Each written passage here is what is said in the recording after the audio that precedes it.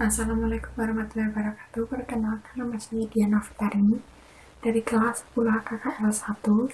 Di sini saya akan menjelaskan tentang prinsip-prinsip organisasi kantor. Nah, sebelumnya teman-teman ada yang tahu belum sih tentang prinsip-prinsip organisasi kantor? Kalau belum tahu, simak video aku dari awal sampai akhir ya.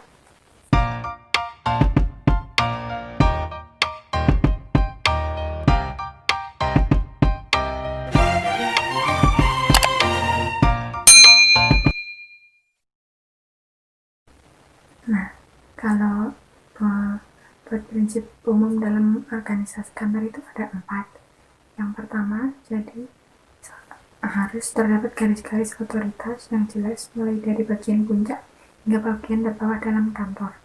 Yang kedua, setiap otoritas harus disambungkan atau dihubungkan dengan tanggung jawab. Yang ketiga, pengawasan pusat dan desentralisasi yang maksimal. Yang keempat, dapat menjamin adanya garis-garis komunikasi yang baik secara mendatar maupun vertikal. Pada tahun 2007, Susilawati itu menyatakan bahwa prinsip-prinsip organisasi kantor dalam perkantoran yang esensial itu ada 8. Yang pertama itu prinsip tujuan. Nah, jadi prinsip tujuan itu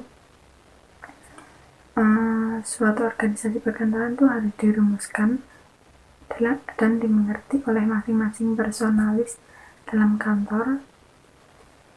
Jadi tuh tujuan tuh kita tuh harus dari tujuan, terus tujuan itu jadikan motivasi biar tujuan ini tercapai gitu. Terus yang kedua itu prinsip kesatuan fungsi. Nah, prinsip kesatuan fungsi itu jadi itu organisasi kantor tuh merupakan suatu sistem yang terdiri dari sejumlah fungsi di mana dalam rangka usaha pencapaian tujuan maka dibutuhkan saling berhubungan antara individu itu harus saling mempengaruhi itu.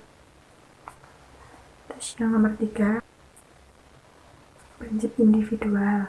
Nah, maksudnya dari prinsip individual itu, jadi setiap individu dalam perkantoran itu harus menyelesaikan tugasnya masing-masing tanpa bantuan dari orang lain.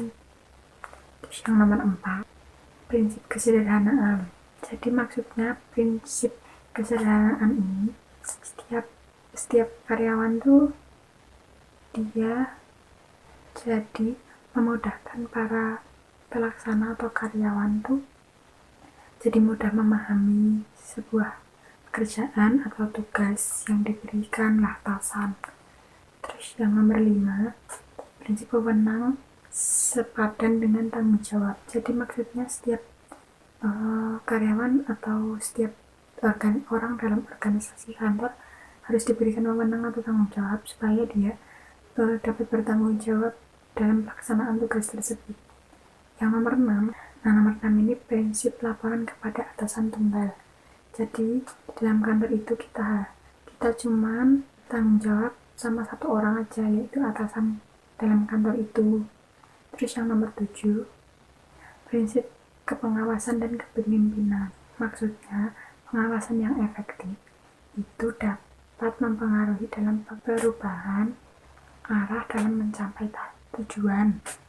Terus pengawasan yang efektif itu merupakan proses belajar bagi organisasi di waktu yang akan datang. Yang terakhir nomor 8, prinsip jangkauan pengawasan. Maksudnya pengawasan di kantor itu langsung dari manajer kantor atau dari seorang pengawas dibatasi gitu. Nah, udah dulu ya, sekian video dari aku. Kalau ada kurangnya mohon maaf. Wassalamualaikum warahmatullahi wabarakatuh.